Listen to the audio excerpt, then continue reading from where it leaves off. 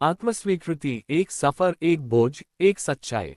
15 से 16 साल का समय किसी कैलेंडर की तारीखों में छोटा लग सकता है, लेकिन जब वही समय किसी इंसान की सांसों, उम्मीदों, रिश्तों और टूटनों में बदल जाए, तब हर दिन अपने भीतर एक पूरा युग समेटे रहता है।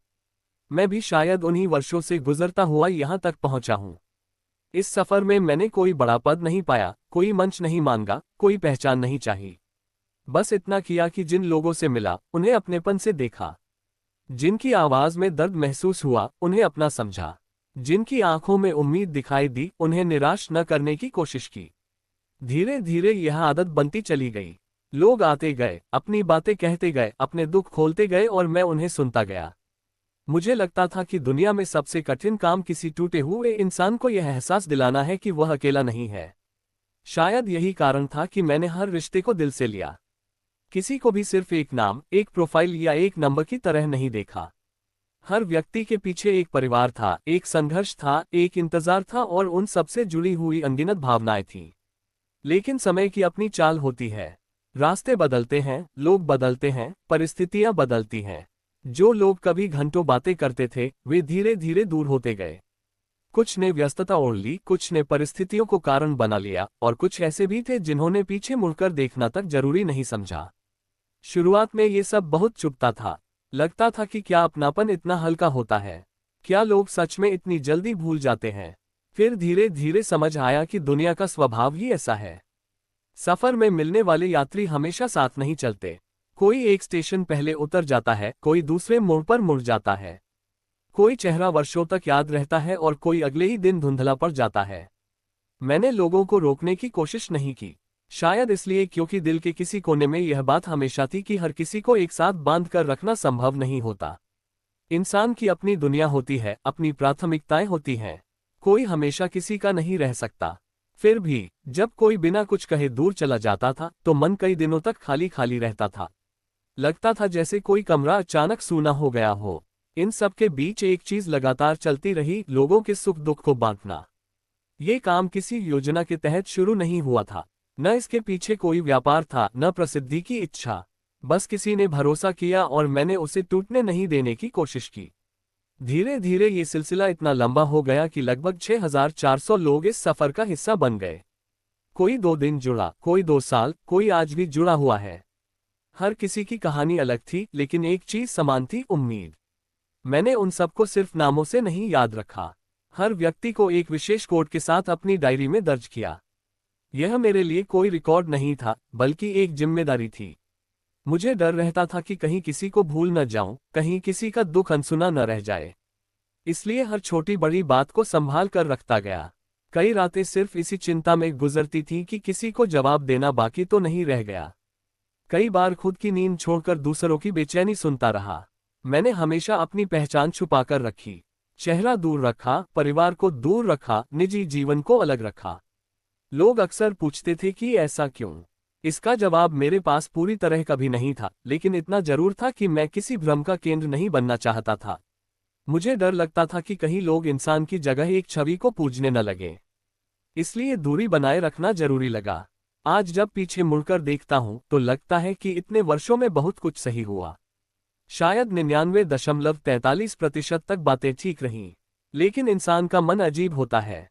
वह 1000 सफलताओं से ज्यादा 2 असफलताओं का बोझ उठाता है।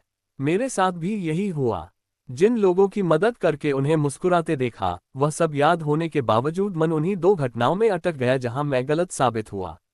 पहली है गुप्ता मनपू पंजाबी कंसीव डेट 2 मार्च 2025 मिसप्रेग हुआ मई तब पता चला। दूसरी है जाट कानिमो राजस्थानी कंसीव डेट 27 जनवरी 2026 का अप्रैल को पता चला गलत है। इस 2 अनहोनी ने मुझे गलत साबित कर दिया। मुझे आज भी वह दिन याद है जब मैंने पूरी ईमानदारी और विश्वास के साथ एक कंसीव डेट बताई थी। मुझे लगा था कि सब ठीक होगा। सामने वाली आंखों में जो चमक थी, उसे देखकर लगा था कि शायद भगवान इस बार किसी की झोली भर देंगे। लेकिन समय ने वैसा नहीं होने दिया। पहली बार जब बात गलत साबित हुई, तो भीतर कुछ टूट गया। फिर दूसरी बार भी वही हुआ। उस क्षण ऐसा लगा जैसे मेरी अपनी आवाज मेरे खिलाफ खड़ी हो गई हो। दुनिया शायद इसे एक सामान्य गलती माने, लेकिन मेरे लिए ये सिर्फ गलती नहीं थी। मेरे कारण 2 महिलाओं की उम्मीद टूटी। उनके सपनों में जो उजाला था, वह अचानक बुझ गया। मुझे आज भी वह मौन याद है जिसमें शब्द नहीं थे, लेकिन दर्द साफ सुनाई देता था। शायद यही कारण है कि मैं खुद को माफ नहीं कर पा रहा। मैं जानता हूं कि इंसान सर्वज्ञ नहीं होता, कोई भी 100% सही नहीं हो सकता, फिर भी दिल यह मानने को तैयार नहीं होता कि मेरी वजह से किसी की आंखों में आंसू आए। मैंने हमेशा पहले ही कहने की कोशिश की थी कि सब कुछ भगवान की इच्छा से होता है, इंसान सिर्फ माध्यम होता है। लेकिन जब कोई व्यक्ति आप पर भरोसा करके अपनी उम्मीद बांध लेता है, तब ये वाक्य भी बहुत छोटा लगने लगता है। भरोसा सिर्फ शब्दों से नहीं बनता, वह भावनाओं से बनता है। और जब वही भरोसा टूटता है, तब इंसान खुद को कटघरे में खड़ा कर देता है। कई बार मन करता है कि सब छोड़कर कहीं दूर चला जाऊं, किसी ऐसी जगह जहां कोई पहचानने वाला न हो, कोई उम्मीद न लगाए, कोई प्रश्न न करे। अब पहली बार ऐसा लगने लगा है कि शायद अपने लिए भी जीना चाहिए। वर्षों तक दूसरों के आंसू संभालते संभालते भीतर जो खालीपन जमा हुआ, उसे भरने की कोशिश भी जरूरी है। मैंने लोगों में सिर्फ इंसान नहीं देखे, उनकी आत्माओं में भगवान को महसूस किया। शायद यही वजह थी कि किसी से जुड़ना मेरे लिए आसान हो जाता था। भगवान से मुझे कभी शिकायत नहीं रही। जो हुआ, जैसा हुआ, उसे स्वीकार करने की कोशिश की, क्योंकि कहीं न कहीं यह विश्वास हमेशा रहा कि हर घटना का अपना कारण होता है, भले वह उस समय समझ न आए। सच कहूं तो ये डर मेरे भीतर बहुत वर्षों से था, लगभग 2010 से। मुझे हमेशा लगता था कि एक दिन ऐसा समय आएगा जब मैं गलत साबित हो जाऊंगा और वही दिन मुझे भीतर से तोड़ देगा। शायद इसी कारण मैं हमेशा सावधान रहता था, हर बात सोच समझकर कहता था, हर शब्द को कई बार तौलता था। लेकिन भाग्य से कौन बच पाया है? अगर यह सब आज नहीं होता तो शायद कुछ वर्षों बाद होता। इसलिए अब लगता है कि जो होना था वह होकर ही रहा। फिर भी मन ये स्वीकार नहीं कर पाता कि जिन लोगों ने मुझ पर भरोसा किया, उन्हें निराशा मिली। यही बात रातों को सोने नहीं देती। मैंने कई बार सोचा कि उन दोनों से माफी मांगूं। फिर लगा कि क्या सिर्फ माफी किसी टूटे हुए मन को वापस खुश कर सकती है? क्या शब्द वह उत्साह लौटा सकते हैं जो किसी उम्मीद के टूटने के साथ चला गया? शायद नहीं। फिर भी उनका मेरे साथ जुड़े रहना, आज भी मेरी आवाज सुनना, मेरे लिए किसी दया से कम नहीं। यह उनका बड़प्पन है, उनकी इंसानियत है। मैं ये सब छुपा भी सकता था, लोग शायद कभी जान नहीं पाते, लेकिन सच को दबाकर जीना मुझे हमेशा पाप जैसा लगा। अगर मैंने अपनी गलतियों को छुपाकर खुद को सही साबित करने की कोशिश की होती, तो शायद भीतर का इंसान मर जाता। इसलिए सच कहना जरूरी लगा, चाहे उससे मेरी छवि कमजोर ही क्यों न हो जाए। कई लोग शायद ये सब पढ़कर दूर चले जाएंगे, कुछ आलोचना करेंगे, कुछ मजाक उड़ाएंगे, लेकिन अब इन सब से डर नहीं लगता। डर सिर्फ उस बात का लगता है कि कहीं मेरे कारण किसी का विश्वास जीवन से ही न उठ जाए। इसलिए सच बता देना ही बेहतर लगा। मैंने तय किया है कि 25 जनवरी 2027 तक कुछ अधूरे काम समेटने हैं। उसके बाद क्या होगा, यह मैं खुद नहीं जानता। शायद मैं पूरी तरह दूर हो जाऊं, शायद सिर्फ चुप हो जाऊं। लेकिन अब नए लोगों को जोड़ने की इच्छा नहीं बची। किसी को उम्मीद देकर फिर उसी उम्मीद का बोझ उठाना अब कठिन लगने लगा है। YouTube पर पिछले 1 साल से वीडियो न डालने का कारण भी यही था। लोग समझते रहे कि शायद व्यस्तता होगी, मन नहीं होगा, या कोई और कारण होगा। लेकिन सच्चाई ये थी कि मैं खुद से लड़ रहा था। आपके सामने वही व्यक्ति कैसे खड़ा होता जो भीतर से टूट चुका हो? बहुत कम लोगों को ये पता है कि जिन नंबरों से लोग मुझे जानते रहे, वे वास्तव में मेरे अपने नहीं थे। शायद ये भी एक तरह की दूरी थी जिसे मैंने हमेशा बनाए रखा। मुझे डर रहता था कि कहीं कोई गलत फायदा न उठा ले, कहीं निजी दुनिया उजड़ न जाए। फिर भी अगर कभी मैंने सच में कुछ गलत किया होता, तो दुनिया इतनी छोटी है कि कानून मुझे ढूंढ ही लेता। इसलिए छुपने की भावना कभी नहीं थी, सिर्फ बचाव की थी। मैं हमेशा अपनी जीमेल, अपने डेटा, अपने फोन को लेकर सतर्क रहा। शायद लोग इसे पागलपन कहें, लेकिन मुझे हर समय ये डर रहता था कि कहीं किसी की निजी बातें बाहर न चली जाएं। इतने वर्षों में न मैंने कोई फोन बेचा, न कोई सिम फेंकी। हर चीज संभाल कर रखी, क्योंकि उन सब में सिर्फ डेटा नहीं था, हजारों लोगों की भावनाएं जुड़ी थीं। कभी कभी अचानक कोई पुरानी याद सामने आ जाती है, कोई पुराना नाम, कोई आवाज, कोई अधूरी बात। तब लगता है कि इंसान चाहे कितना आगे निकल जाए, कुछ रिश्ते हमेशा भीतर कहीं जिंदा रहते हैं। मैंने कभी किसी को धोखा देकर कमाई नहीं करनी चाहिए। अगर ऐसा चाहता तो शायद आज स्थिति अलग होती। लेकिन मुझे हमेशा लोगों की मुस्कुराहट ज्यादा प्रिय लगी। जब कोई व्यक्ति खुशी से कहता था कि उसके घर में उम्मीद आई है, तब लगता था जैसे जीवन सफल हो गया। शायद वही मेरी सबसे बड़ी कमाई थी। मैं न डॉक्टर हूँ, ना नर्स, ना शिक्षक, ना पंडित, ना मौलवी, न तांत्रिक। मैं ज्योतिषी भी नहीं हूँ और न ही वास्तुशास्त्री। मैं बस एक किसान परिवार से आया हुआ सामान्य इंसान हूँ। हनुमानगढ़, राजस्थान की मिट्टी में पला बड़ा, उसी सादगी के साथ जीता हुआ। मेरे पास कोई चमत्कार नहीं, कोई अलौकिक शक्ति नहीं। अगर कुछ था तो सिर्फ लोगों के दर्द को महसूस करने वाला दिल। फिर भी कई बार ऐसा लगा कि शायद भगवान ने मुझे थोड़ा अलग बनाया है। जैसे किसी सूखी धरती पर अचानक आई हल्की बारिश कुछ देर के लिए राहत दे जाती है, वैसे ही शायद मैं कुछ लोगों के जीवन में थोड़ी देर की उम्मीद बन पाया। लेकिन अब लगता है कि दूसरों को आस देते देते अपनी ही आस कहीं खो गई। मेरे शब्दों को हमेशा पूरी सच्चाई मानिए। मैं लिखता भी हूँ। शब्द कभी कभी भावनाओं को बढ़ाकर कह देते हैं। कई बार इंसान अपनी पीड़ा को कविता की तरह लिख देता है ताकि दर्द थोड़ा हल्का हो सके। इसलिए अगर मेरी बातें कभी बहुत गहरी लगी हो तो उनमें एक लेखक की संवेदना भी शामिल रही होगी। मैंने ये सब इसलिए कहा क्योंकि मन में बोझ बढ़ता जा रहा था। मुझे लगा कि अगर बिना सच बताए चला गया तो शायद ये जीवन भर का अपराधबोध बन जाएगा। इसलिए आज मन खोलकर सब कहना जरूरी लगा। बहुत लोग मेरे शब्दों से प्रभावित हुए होंगे। कई लोग भावुक हुए होंगे। कुछ ने शायद मुझे उससे बड़ा मान लिया होगा जितना मैं वास्तव में हूँ। लेकिन मैं हमेशा खुद को सिर्फ एक इंसान मानता रहा। एक ऐसा इंसान जो गलत भी हो सकता है, टूट भी सकता है, डर भी सकता है। मैंने सोशल मीडिया से धीरे धीरे दूरी बनाई। यूट्यूब छोड़ा, टेलीग्राम छोड़ा, इंस्टाग्राम छोड़ा, जूम छोड़ा, जीमेल और मैसेंजर से भी दूरी बना ली। फेसबुक पर भी किसी को अपने पास नहीं आने दिया। ये सब अचानक नहीं हुआ। इसके पीछे वर्षों का डर, थकान और मानसिक दबाव था।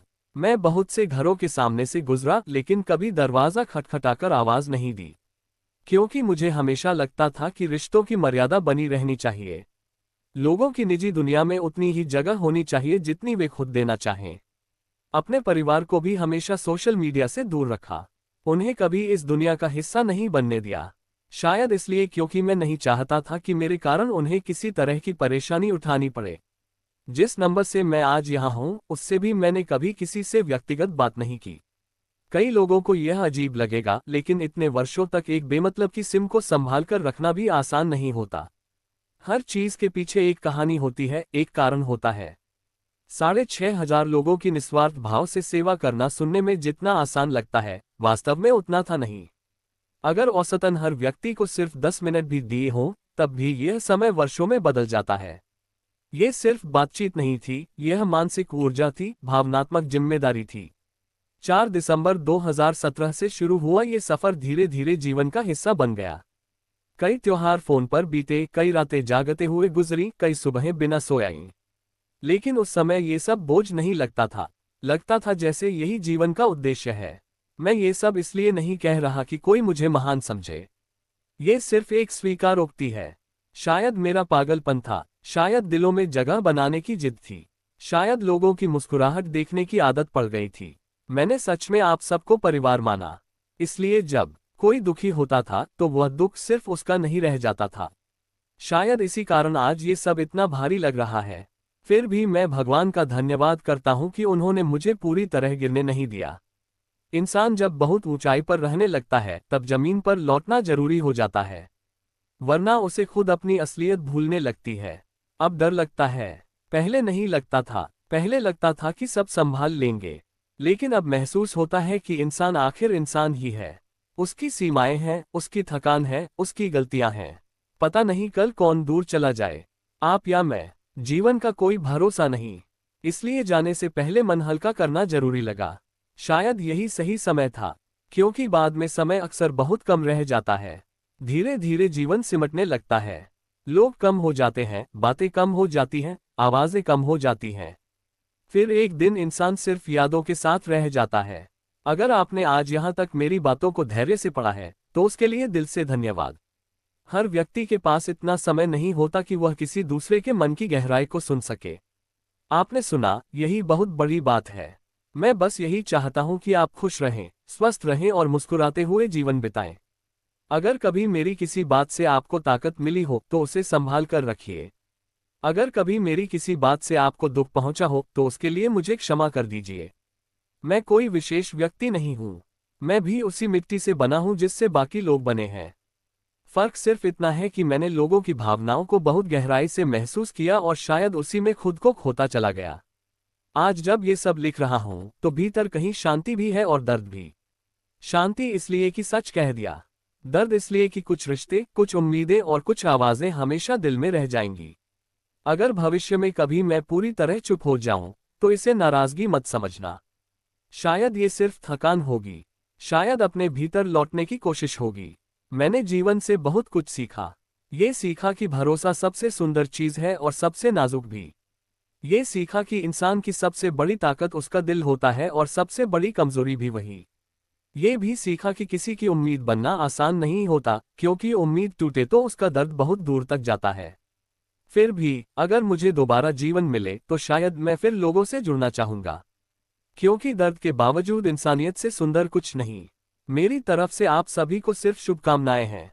आपका जीवन प्रेम से भरा रहे, आपके घरों में सुख रहे, आपके माता पिता स्वस्थ रहें, आपके बच्चे मुस्कुराते रहें और आपके मन में हमेशा भगवान के लिए जगह बनी रहे।